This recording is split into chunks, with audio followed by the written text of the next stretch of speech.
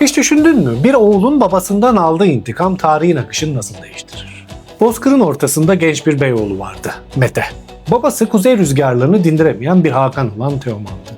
Çin sınırındaki kavimlere barış sağlamak için bir gün oğlunu rehin olarak verdi.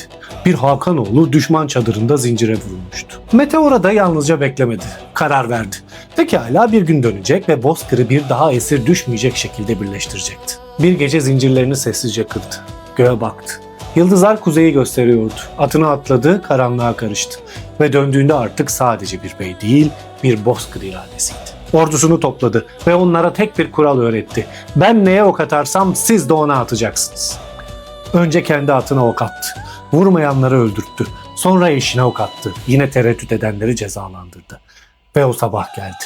Babasının çadırı uzakta, gökyüzü sessizdi. Mete okunu kaldırdı, bir an durdu. Kanına karşı adaletin ağırlığını hissetti. Sonra yayı gerdi ve okunu babasının çadırına fırlattı. O an 1000 yay aynı anda gerildi. 1000 ok aynı anda fırladı. Ve o gün bir Hakan devrildi ama bir millet doğmuştu. Artık Bozkır'da tek bir ses vardı. Ok nereye giderse ordu oraya gidecek. Bu söz artık sadece bir emir değil, bir yasaydı. Metehan doğudan batıya tüm boyları birleştirdi ve sonunda Çin'i dize getirdi. Baydeng dağlarında imparatoru kuşattı ve ilk kez Çin M.Ö. 198 yılında Hıçin Anlaşması'yla Türklerle eşit şartlarda barış masasına oturdu. O günden sonra Bozkır'da başka bir söz daha yayıldı. Ok nereye düşerse yurt orası. Çünkü artık Türkler yalnızca savaşçı değil, yurt kuran, düzen inşa eden bir milletti. Tek bir ok, tek bir irade, tek bir imparatorluk.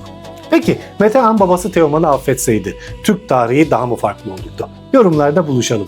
Türk mitolojisi ve tarihini merak ediyorsan da kanala abone olmayı sakın unutma.